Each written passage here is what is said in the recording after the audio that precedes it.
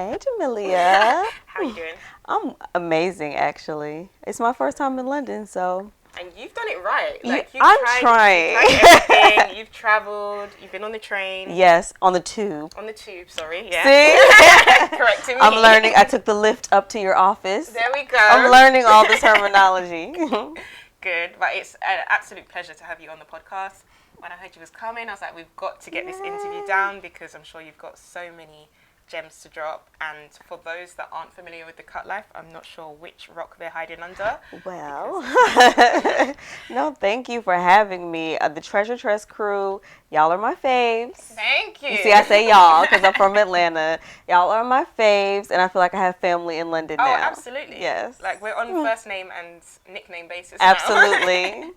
So I want to kind of start with your career journey today. So I know that you studied at... I went to Georgia State University, and I majored in journalism. Okay. And I got my minor in my concentration in public relations, and a minor in music industry management, which is it's a very creative minor to have, but being in Atlanta is such a mecca for entertainment, from music to TV and film, that, the Georgia State just embraced that.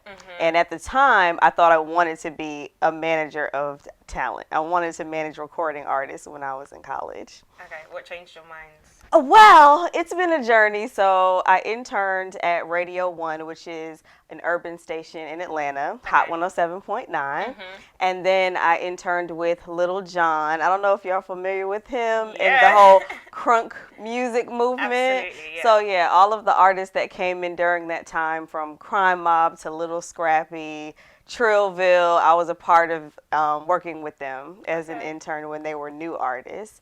And I think I just kind of bounced around and experienced different parts of the industry, because within music especially, there's so many lanes that you can take, from management to A&R.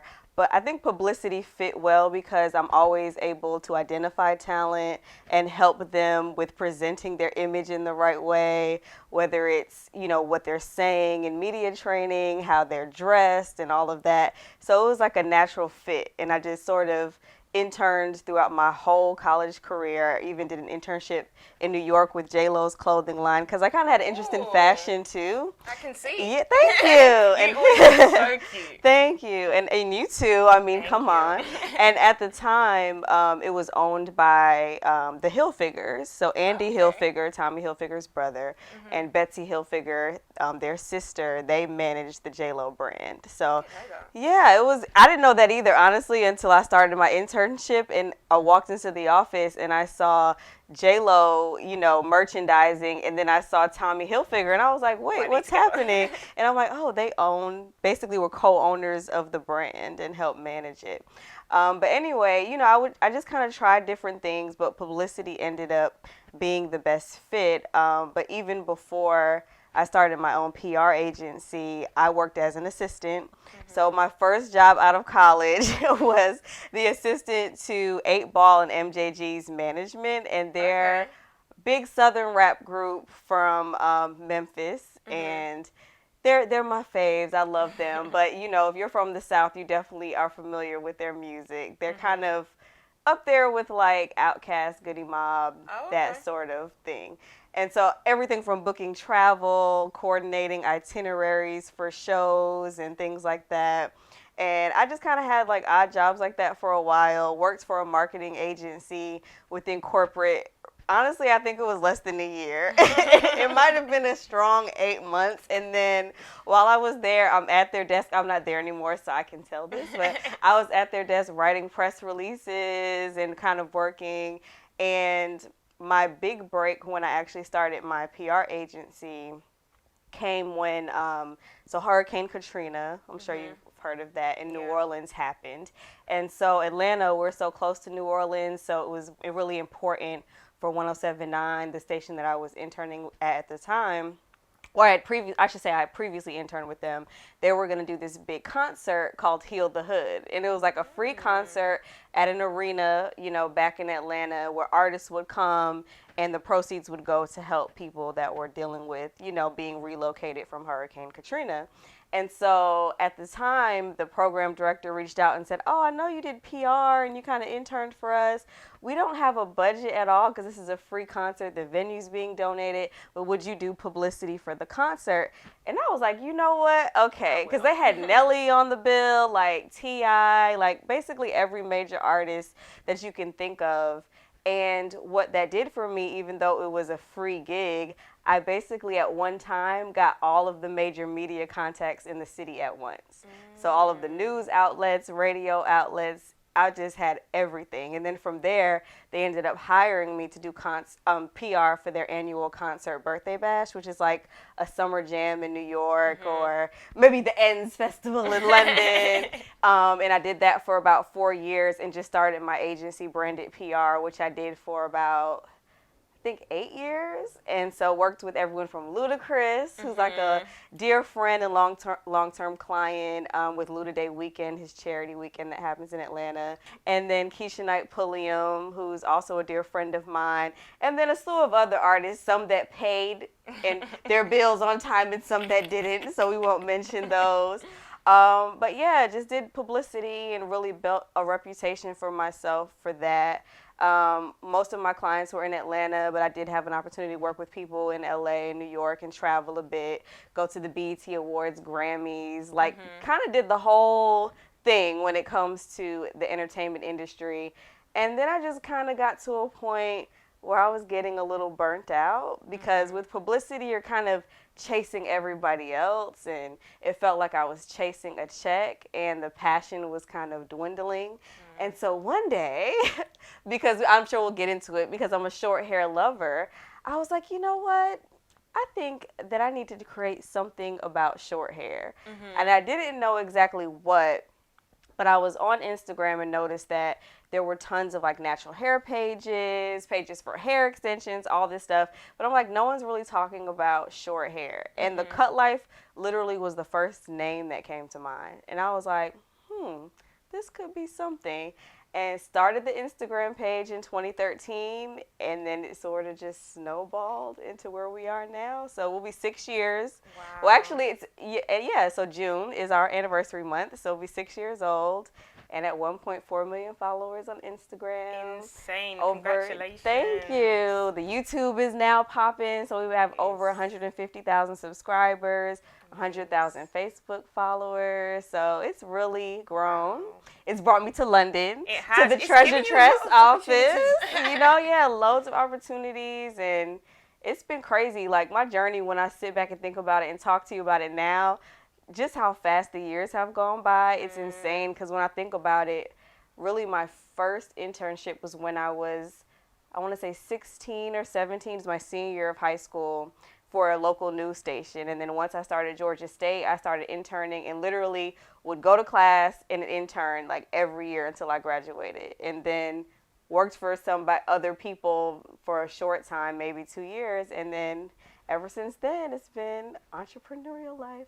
There we go. Yeah. I definitely want to touch on internships because I think that's a really important topic. Yes. And I think that you have a lot to teach from there. But I want to rewind just a little bit. Okay. So you started Branded PR in 2000 and... Oh, what was that? 2008, I think. Yeah. And then there was a year overlap between the Cut Life and Branded PR. So yes. When did you decide, okay, the Cut Life is what I'm going to run with? The transition, right? So it took a year for me to fully transition out of PR into the Cut Life. I know it seems long to me, but I guess it is really quick when you think about it. So once the Cut Life started building, I guess, a life of its own, I was doing it simultaneously, but then more of my passion was just going towards the Cut Life. And it was learning a whole new industry because a lot of my clients, except for Keisha, were mostly male. So I didn't really get to work within beauty and fashion, even though I loved all of that. But once I started doing the Cut Life, we got our first brand sponsorship really early on. I think we only had maybe 2,000 followers, but I had friends that worked in PR as well, so my PR comrades came through. Your network. Yes, and they worked in beauty and different industries, and so I just kind of pitched the idea of the Cut Life, and they're like, we've never heard of anything like this before, so we're just going to support and sponsor your ideas. So my first event literally was doing a short hair makeover where we had a contest, and the winner could pick like a celebrity look that they wanted to emulate, and we brought in a stylist. So this girl got her hair cut in a bob, and she got like blonde like highlights put in and all this. And I just invited local media come and cover the makeover, and that was literally the event. Beautiful Texture sponsored it, and it was just really cool. And just to get, and that's why I tell people you don't have to wait until you have a ton of followers to reach out to brands or reach out to people to collaborate. Yeah, if you have a unique idea, some people may just want to jump on it early, and that's literally what happened for us. And so as things started growing, I felt like, okay, a decision has to be made. So literally, I would say at the end of 2014 was the end of branded PR. But it did take a year to phase out. I just started making my client list very selective and very small. I started referring a lot of work to other publicists that I knew. And some people were thinking I was crazy because I started getting calls like our local basketball team, the Atlanta Hawks. Like, I don't know, for some reason I was getting calls from the athletes wanting representation. And so I did kind of consider like, maybe I need to kind of hold on to this. But it just really wasn't speaking to me. And I was like, I need to follow my heart. I don't think this is what God is calling me to do. So I just said, nope, I'm going to refer the business out. And it kind of hurt because I was like, oh, why am I giving this check away? I want these checks. But I did. And then it's honestly the best decision I ever made. Like, once I decided to put all of my energy into the Cut Life 100%, it's just been bigger than anything I could have imagined, and I feel like it's just getting started. Absolutely. The fact that I've been able to just travel overseas because of this brand is insane to me, honestly. Just thinking about it is crazy. So here we are. Such an amazing story. Thank you. So you decided, okay, I'm putting all my energy in the Cut Life. Yes. At this point, you're uploading all the Instagram photos. You're choosing the Instagram photos. And I still do. Really? For the Cut Life Instagram. I'm very selective about my baby, but I've learned to manage it a bit better because I used to post 10 photos a day, and I was like, people don't need all of that. So we definitely limited that. I do have a creative director, Maya Table. Shout out to Maya. And she'll post some things as well. And then the Cut Life Men, we have that page. And our Facebook is run by interns. Because I'm a little more hands off because I can't control everything. Yeah. But yeah, I still post. And I still read all the DMs, and I think it's just good because I like to be personable and get to know like who we're posting. You know, some of the stylists and the people that we post, it kind of repeats itself. So, you know, I like to be in the mix and know what's going on. And then especially with the internet and hacking and those sorts of things, I like to be aware of activity because I'm always in there like, change the password. Oh, we've got two-step authentication. Put that on there. Like, you have to literally, if you log into the Cut Life, a text will come to my phone to let me know someone's logging in. So, yeah, I'm very, very cautious about it. That's good. And then what taught you to take that, like, to be super hands-on like that? Was it because you've been so used to doing the work and, like, being in the trenches that you were like, this is not going to be any different? I was raised that way. I feel like I am on the older side of being a millennial. So I think that I have the best of both worlds where I understand the grind of interning, face-to-face interaction, building relationships, and just putting in that footwork. But then I also understand the benefits of social media and how that can help enhance your business and give you the ability to connect with people all over the world. Some of the millennials now that are in their early 20s, they have my heart because I really try to, especially young women like coming out of college or just starting their careers, I try to mentor because I think a lot of times they've grown up in that social media era. Where everything happens instantaneously. So quick. They're like, I want to be the boss now. I want to be the CEO now. Yeah. And I'm like, no, you have to pay your dues. You have to work. You have to learn the industry that you're in. You may think you know what you want and get in it and realize that you completely hate it and have to change course. So I always tell people to just, you know, make sure that you pay your dues when it comes to whatever industry you're in. And a lot of times, like, interns I've had to hire and fire because I'm just like, they just don't get it sometimes. And they just want to, they're like, I want to be you. And I'm like, this is some years in the making. Like, this didn't happen overnight, and I'm still growing and still learning. What are some of the like key things that you learned as an intern? Because I remember interning in New York and I was like, this is intense. It's not the same over here. Like, you don't get paid. You're expected to know everything, learn everything right away, be someone's personal assistant, be their publicist, be their photographer, be their videographer, literally everything in one package. So what are some of the most valuable lessons that you learned being an intern in so many different key places? There's so many. Well, LaToya Dixon, who at the time was the promotions assistant for Hot 107.9 and then became promotions director, I interned under her, and the first thing she ever told me was be an asset. And you want people to always need you and feel like they miss you when you're not around. And I took that and ran with it. So they had interns there, but they would call me a super intern because I literally worked like I was getting paid. And I think that you have to think about that and know that the payment is not necessarily monetary, but it's experience, it's relationships. Like when I started doing publicity and getting paid for it, 100% of the relationships came from when I was interning. I was able to maneuver and get things done because I knew people from interning, and people thought that I was actually worked for these companies. They're like, oh, you're an intern? I thought that you worked there and were getting paid. And I'm like, no, I just hustle like I'm getting paid. So I would say that. And then you have to just treat it like it's a real opportunity and be focused, be open. Don't come in thinking you know everything. Be willing to learn. Also for women, especially because women have my heart, you have to be careful about reputation and how that can precede you, because you may think, oh, well, I just want to like live my life and do me and sleep with this person and that. But people talk. And especially if you're working in industries like entertainment, beauty, or whatever, those worlds are so small and everyone knows everyone. And you think they don't know you, but they know you. They've already heard the news about you. So I was very clear about that. You know, I would go into the radio station, there would be DJs and artists and stuff trying to holler, and it's tempting. You're like, oh, he's cute.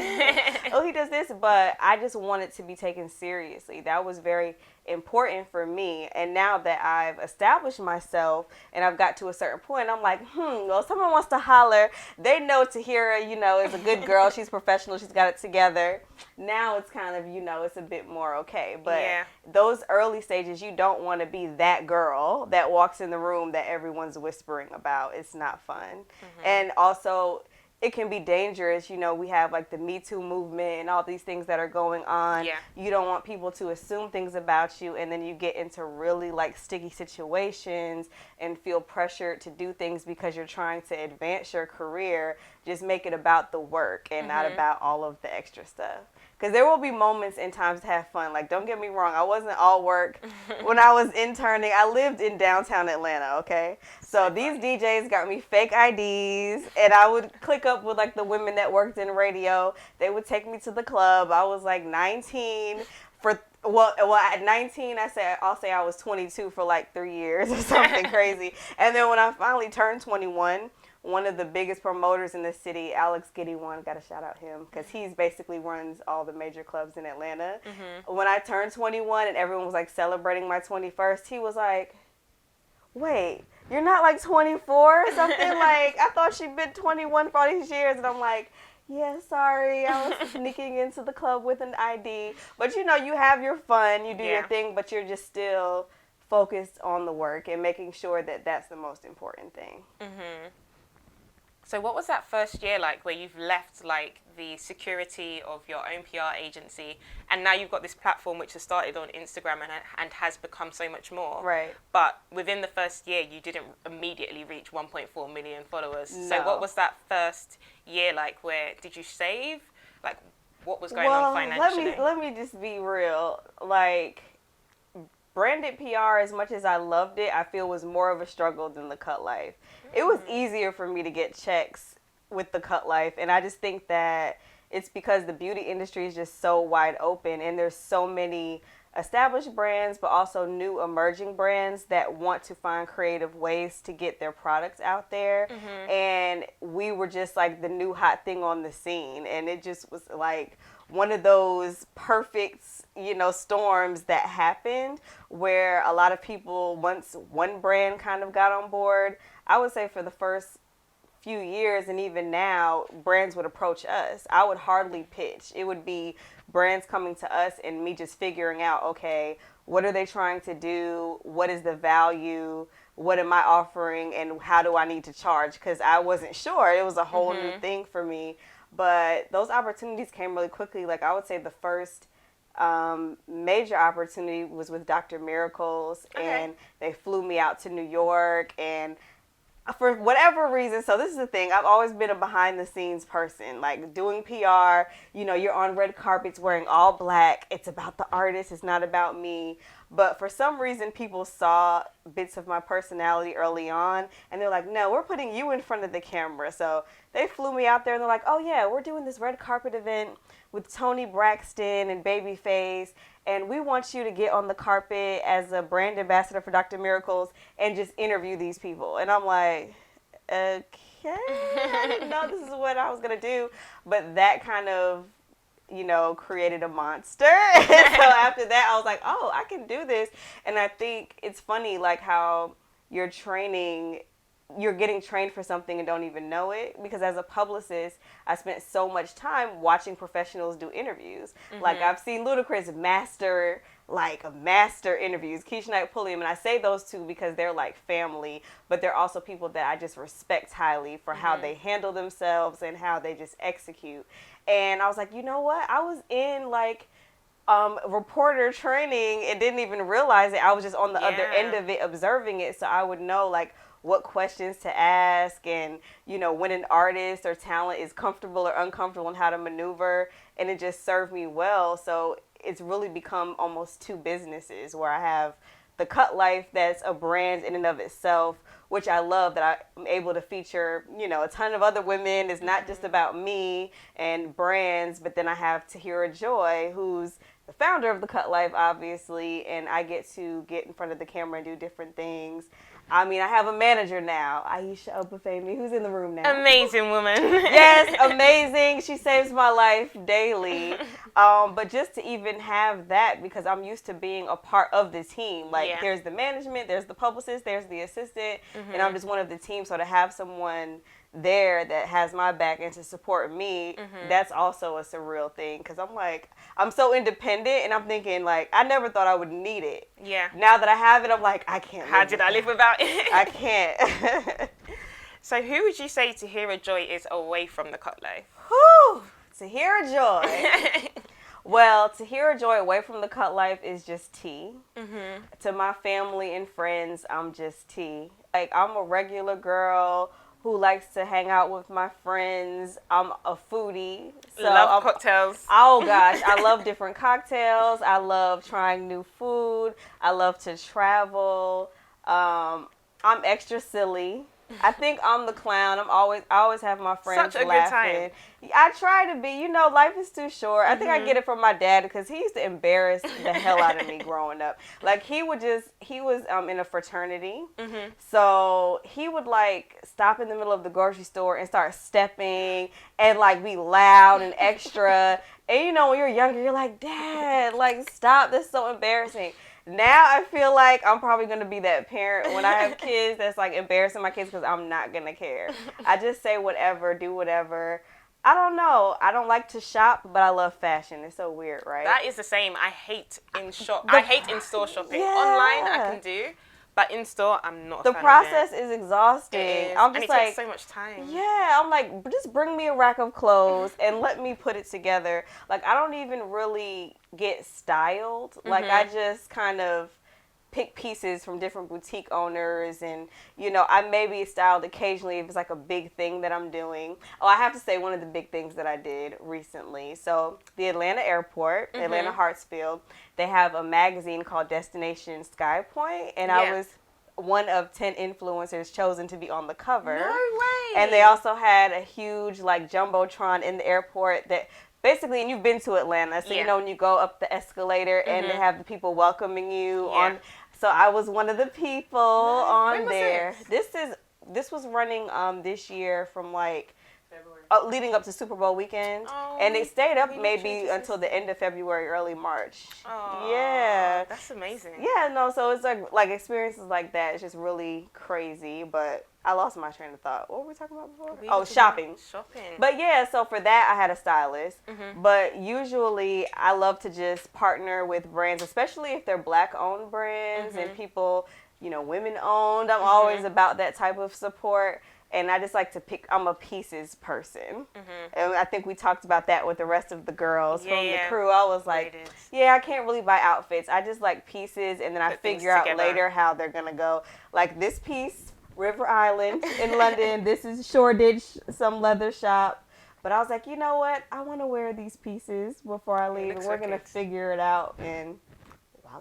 There we go. Yeah. So when you started the cut life, or even when you were younger, what did you see your life looking like at this age versus what it is now? I'm sure that it's like I'm an old maid now. No, I'm just playing.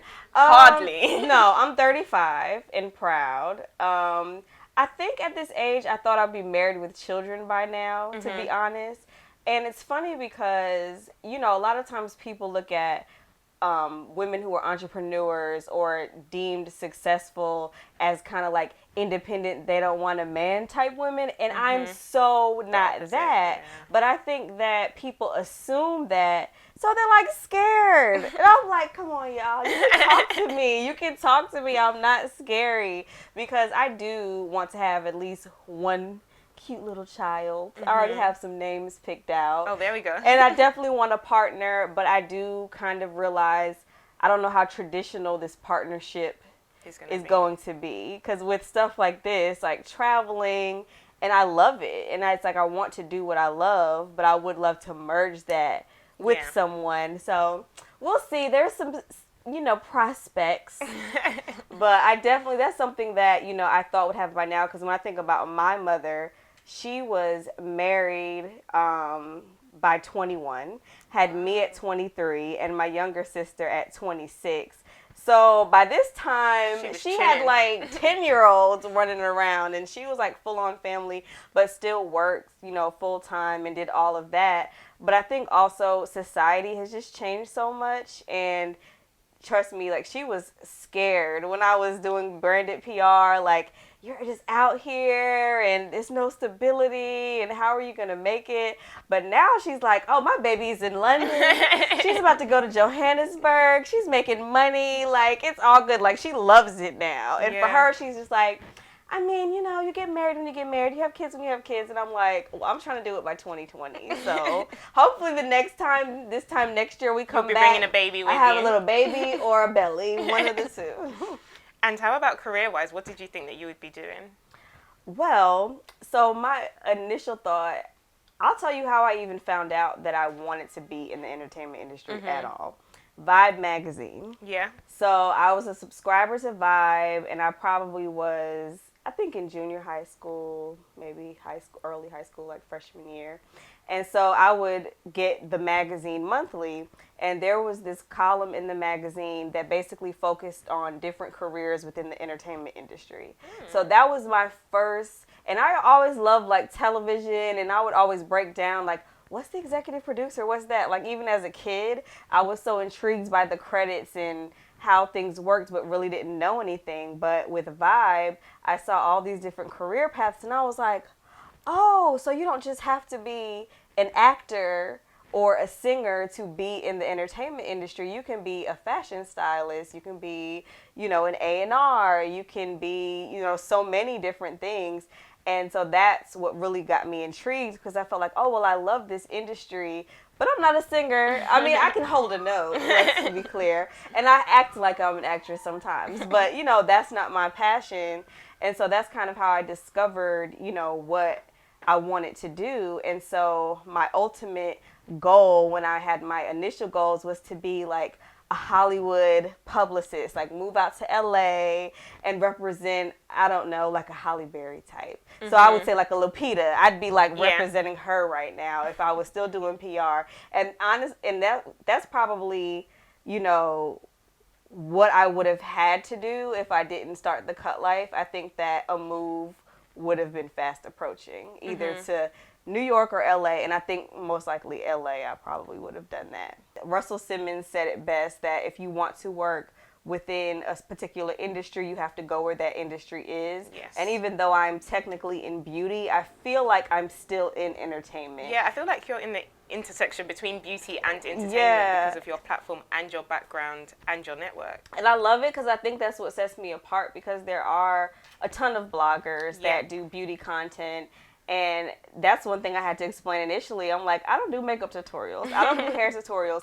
I'm more of an entrepreneur. I'm not a blogger, really. And so people kind of had to understand where I fit. But then they were also like, well, you have a look and you have a vibe, as you ladies say. So we still want you to do like some campaign work. So it kind of worked out that I could craft it to fit me. And I'm like, well, just feature me more as a boss and not so much as a blogger, which both are great, but just being clear about the differences. And then also just having, like you said, that background in entertainment, I'm able to call on certain people for content. So whether it's LaToya Luckett or Eva Marcel or Nikki Murphy, like different people like that, of Fantasia that have been featured on our platform, I think it helps that I have that PR background because I know how to pitch them. I know how they operate as talent, and it makes it really, really smooth. And I don't really see any other beauty bloggers that do a lot of celebrity collaborations, no, really. so that helps us stand out. Cool. And what's been one moment in time where you've actually like had to stop and be like, oh my God, I can't believe this is my life and I created this? Now. I mean, this is the moment. You are sitting in the moment right now, just being here.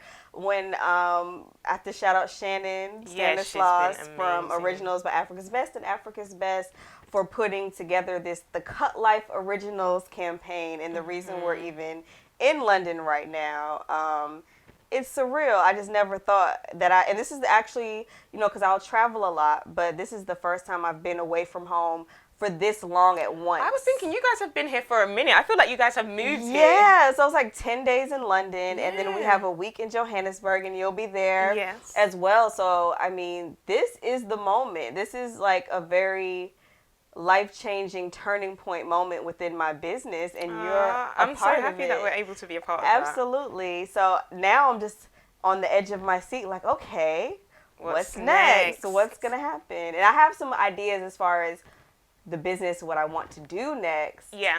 But I'm also like, okay, what's going to happen that I'm not prepared for, or that I'm not thinking about, I should say. Yeah. Because I'm prepared. I'm ready. Always ready. Yes. And then talk to me about starting up the Cut Life, going back to the beginning again. So you had a co-founder, or you have a co-founder? So initially I did, and Garme Momalu, but she actually ended up going to work with her brother. He plays for the New Orleans Saints. Okay. So we kind of started it together. I came up with the idea, but I was like, maybe I'll get some help. But sometimes people's interest wanes a little bit, but we're still like really good friends. But she left, I would say, a couple of years into it. And then I brought on Maya Table, who's also actually my best friend, but she's an accomplished. Yeah, but it can't just be about friendships. I'll say that advice. You can't just work with people because they're your friend, but she's actually an expert at what she does. She's an amazing director, producer, editor. So she came on as creative director and just took our YouTube platform to the next level. Our graphics and presentations and everything. She's the person I went to when I had the idea, and she actually created the logo. And she was like, what the hell is the Cut Life?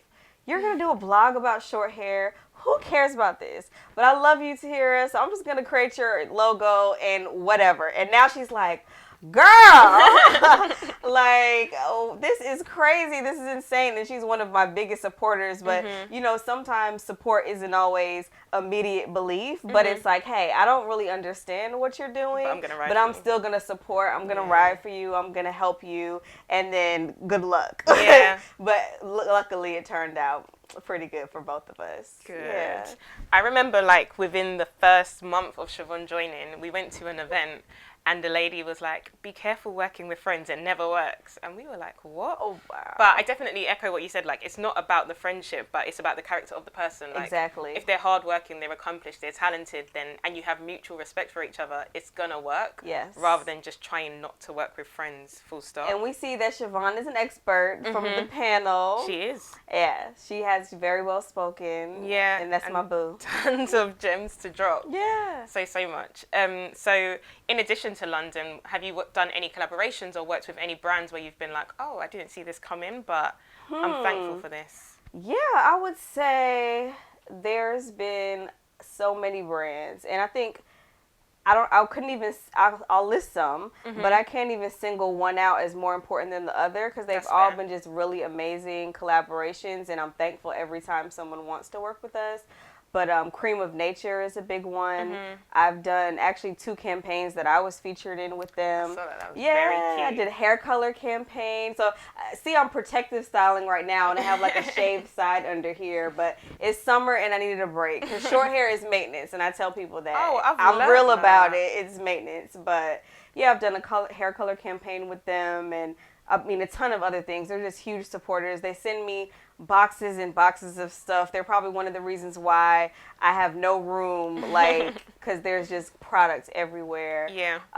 Dark and Lovely, an amazing project that we did with them. They have hair color sprays, and we actually casted all the models for the campaign. So the packaging that's in stores, we were responsible for casting it, and that's something almost unheard of for a blogger to do, for them to trust you with that. But it's worked out well because they started that campaign in, I think, 2018, and then wanted to reuse one of the models for 2019. So we got paid twice as an agency, and that was pretty cool. And I was like, oh, this is different. So we can actually cast, and I think it makes sense, though, even working in PR, you can recognize talent. And then with Maya working, within the video world, she casts models and talent all the time. So it was a very easy fit for us. We've worked with, oh my gosh, like Motions, Design Essentials, The Main Choice.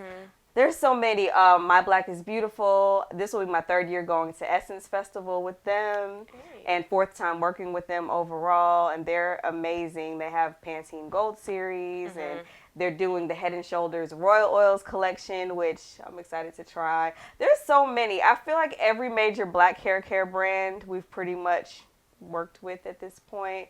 And I'm fine with that. I think sometimes people have this stipulation of, oh, I want to be mainstream, and oh, I don't want to just be considered Black or whatever. But to me, I'm like, I'm a Black girl, and I care about Black beauty, and I like working with Black people, and I like working with all people, but why not champion the brands that directly affect me and my community? It just makes sense to me. Yeah. So you mentioned casting and the Cut Life acting as an agency. Yes. So for those that don't know how much of a boss you are, but just see the Cut Life as an Instagram page, give us an insight into the business of the Cut Life. Oh, yes. It's much more because my emails are speaking as I've been overseas. Because, I mean, we have a 5-hour time difference. Yes. So I'm up in the middle of the night responding to emails. But, it's not just an Instagram page because you have to monetize it, because at the end of the day, I have to live and I have to eat. Absolutely. So a bulk of our business comes from stylist advertising. So I'm talking to stylists all day, every day, and I'm very hands-on because I want them to get the best and get a level of engagement that they can get. So I'm in there like, hey, do you want me to help select the pictures that you need to post?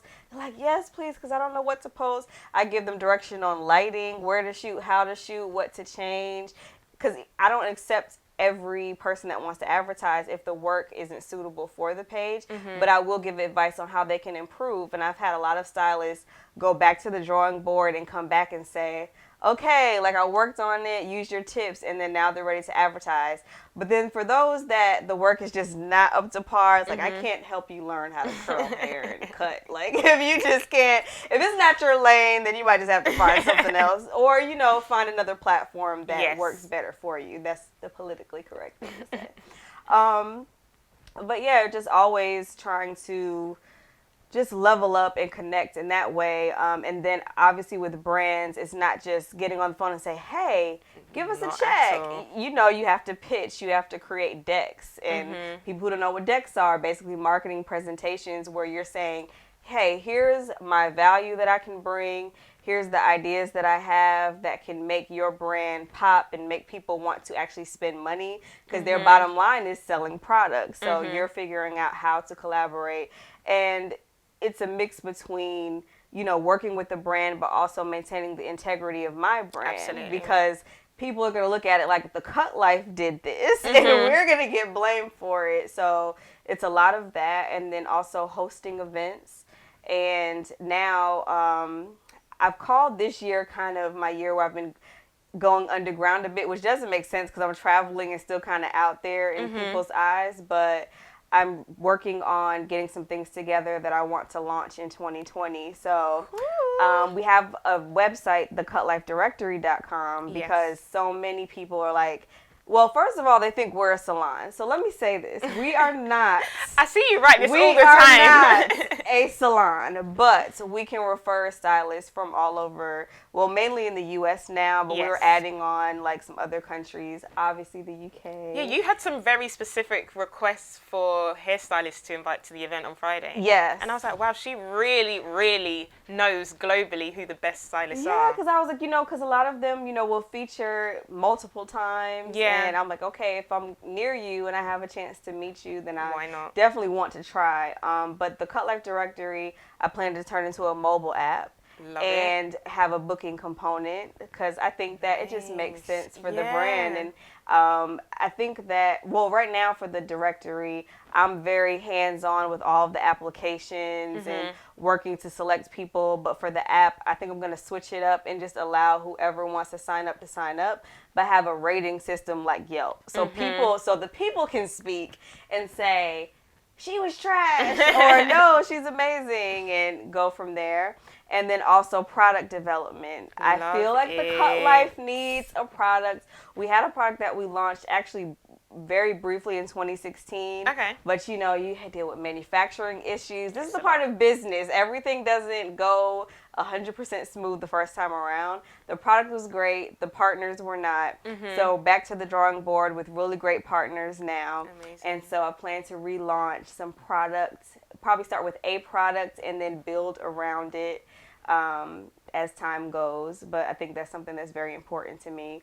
And content is also key for us. So just finding more creative ways. We have a lot of hair tutorials and things like that. But I've also, like I said, gotten to hosting. But I like to control the content and what I do because I'm an entrepreneur. So I don't really want to go and say I want to work for E! News or something like that. I just want to work for my own platform and collaborate maybe with other networks. So I'm working on sort of like a web show for our YouTube page that I would host and have celebrity talent, hairstylists on there, make it fun and put people in situations that aren't common and have some really good talks with people and just see how that goes. Because honestly, like with the Cut Life, I want to continue to grow it and, you know, maybe even sell it one day. But I still have that love for entertainment. So on the flip side of it, instead of going back to music, I would love to dabble in TV and film,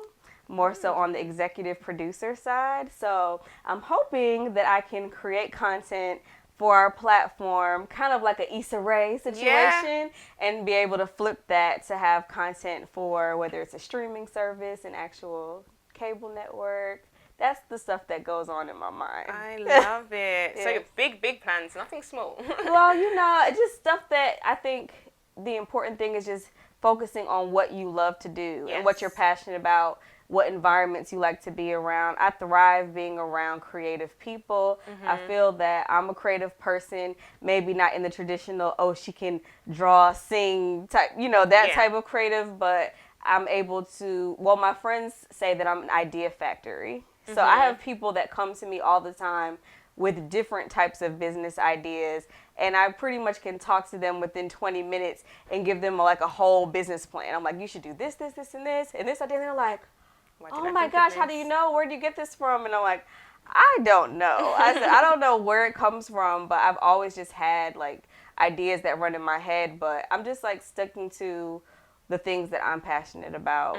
And I don't know, TV and film has always kind of been there and something that I've always wanted to tackle and just haven't had a chance to yet. Yeah. So I think that I'm feeling the cut life could be my segue into that. And not even saying that I would leave the cut life, but just have a branch. Because they say millionaires need seven streams of income. Yeah. So it'll be a stream. There we go. We just need a stream, And then I have people that are like, you should write a book about getting to 1 million followers and the whole social media breakdown.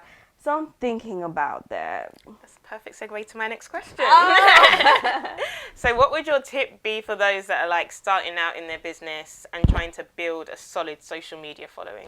I would say the first thing is authenticity and really getting down to what your brand is about. Not what everyone else's brand is about, but who are you speaking to and what are you about? Because I think that people are smart. Well, I know people are smart and they know when you're not being your true self, and they can read through the BS and read through, when you're trying to front, as we say.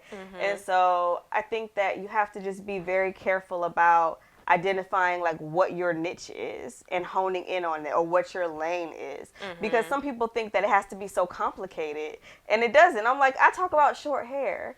Short hair has definitely branched out into relationships with stylists and other opportunities, but the basis of it is short hair. So figure out what you're interested in and hone in on it. And then there's obvious tips like quality images. Yeah, and they don't have to be all photo shoot images, just clear, images that best express your brand, And honestly, with Instagram, I've been seeing some research lately that says that a lot of the cookie cutter blogger pages are starting to get less engagement and people are looking for more real, authentic. So that's actually helpful for people who are new trying to start something, because now they don't have to be so focused on being perfect. But you still want to be on brand. Yeah. So it's like, if you're in beauty, like even with like having your business and your personal page, like keeping those things separate. I feel like you do a really good job of that. I try to, but then I think because I'm always conscious of my business, my personal page is still very reflective of my business. But so, it's because it's what you do day to day, right? Yeah, absolutely. Because when people come to my page, I realize what they're looking for is, okay, well, she's the founder of The Cut Life. How does she rock her hair? What is her style? Where does she go? Who does she hang out with? And so I'm very aware of that content, but I've never really been into perfect. I just into clean. And, I'm not trying to do ratchet stuff. Like, that's not my brand. I have brands that follow both pages. So I'm very conscious of, okay, I can't twerk on my page. I may twerk on my now IG Stories has the close friends feature. I can twerk for my close friends, but I'm not twerking for Originals by African Best, okay? But yeah, and just consistency with posting. Don't post one day and then wait 2-3 weeks, because you lose followers that way. And you have to think of it as a tool and a part of your business. Yeah, posting consistently, because I see a lot of people that are like, well, I'm not gaining followers, or they expect, because they did 1 or 2 posts, then they're going to shoot up to 10,000 followers. And I'm like, no, you have to post consistently. And I say at least Monday through Friday. If you're going to take the weekends off, okay, cool. That's 2 days. But post something consistently, and then once you get a rhythm and gain more followers, you don't have to necessarily post as much. You may be more strategic with how you post, because I kind of get to the point where I'm like, look, I'm not necessarily posting every day, but I try to like post quality stuff. And now there's fun features like archiving, so I go through and I'm like, let me clean this up, and some of this doesn't need to be here anymore. And there's Instagram tips out there, social media tips out there to learn how, to kind of get that following going. And I also say, if you have a business, using a specific hashtag helps. So if you're hashtagging #TreasureTress on everything, or hashtag The Cut Life on everything, that helps with engagement. If I look at the Cut Life hashtag, any given day now, there's about 1 million people using the Cut Life hashtag. And it's great because it helps me find content to post, because I post everyday women. Like, everyday women are our celebrities. They don't care about celebrities on our page as much as they do everyday women, because they're looking for, inspiration. And that's the thing too, with consistency and with paying attention to your audience, then they'll tell you what to post, and they'll tell you through engagement. You'll see through the likes, through the comments, and now you can see certain insights, like how many people have saved it, how many people have sent it somewhere. I'm always curious about that scented feature. Like, are they being shady or are they praising it? Yeah, it's like, are you saying, oh, she looks whack today? Did you see this girl? Or are you saying like, oh, that's popping, but you can't worry about it. But I'm like, who sent this to who? I wish I could see that sometimes. But then some days I'm like, I don't even want to know. It's just crazy. But yeah, so that's the main thing. Just to reiterate, just being consistent, identifying a niche, making sure you have clear quality images, knowing your audience, and engage with them. I have 1 million followers and I still reply. Not to every comment, but I'll at least like comments. I'll reply with emojis. I give people some type of engagement because it is social media. So you gotta be social. Yeah. Cool. And then once you move on into the entertainment film industry, because we're speaking into existence. We won't say move on, once I expand. Expand, sorry. What is the legacy that you want to leave within the beauty industry? Okay. Honestly, I would say that there is no cookie cutter standard of beauty, and that you should always be about being your unique self. And I feel short hair for me has really created, I don't know, it's just made me feel more confident in myself. And I never thought a haircut could do that. But I think that I stand out in a room and I feel bold and I feel fearless. And so that's really the legacy that I want to leave behind, that, do you, whatever that is, as long as you're not hurting, the next person, be your fly, fierce, fearless self. There we go. Yes. And why did you decide to cut your hair? Well, this story is interesting. So when I was in college, I got blonde highlights for the first time, trying to be fast, because my hair was long, like, for years. And it just started getting damaged, because I know a lot of girls in college, and that's why I think college honestly is a great audience for brands to target, because you're experimenting. Yeah, you're experimenting. You don't necessarily have the budget to invest in a lot of expensive, like, salon visits and things like that, and so you really need a lot of help with DIY and hair care. And I was not using like color treated shampoos and conditioners. I was just rolling with my blonde hair like, and then it started breaking off into the middle was like pieces like this, looking like a rooster. And I'm like, okay, I have to cut it. So I got my hair cut, but it was the worst haircut ever for me. It was like this like pixie kind of flip situation that was one of Halle Berry's looks, but not even like the best Halle Berry look. Like, to me, boomerang is the best Halle Berry look. The flip was atrocious. And so I ended up growing my hair out long again, because I'm like, I can't with this cut. But then after I grew my hair out, Rihanna's kind of like rated R era happened. And the whole good girl gone bad, and I saw her do the bob initially by Ursula Stevens. Hey, Ursula. And I was like, okay, that's hot, that's cute. But then when she actually went low on the sides and I was like, yo, this is fly. I think I want to cut my hair again. And so I got a similar cut, and it was history after that. Like, never went back to long hair. And people were kind of looking at me like, I never expected you to ever cut your hair, but now that you have, I can't imagine you with long hair anymore. And it's just crazy. I just love it. I'm so in love with looks. And I'll tell people when they are looking for especially celebrity inspiration, pick a celebrity that has a similar hair texture and head shape as you. Because just because it looks like that on them doesn't mean it looks like that on you. And honestly, I mean, besides the fact that Rihanna is Rihanna and fine and fierce and all of that, I think that I really go to her for inspiration because we have similar hair textures, similar face shapes. So I know, like, hey, if she can pull something off, I can probably make it work and tweak it to fit me, but she's like my go-to. thank you so much for your time. Oh my It's been gosh. such a pleasure, honestly, getting to know both you and Aisha on this trip, and we're looking forward to the next leg. No, thank you. I'm so excited to be here. TreasureTress is family, and I mean that.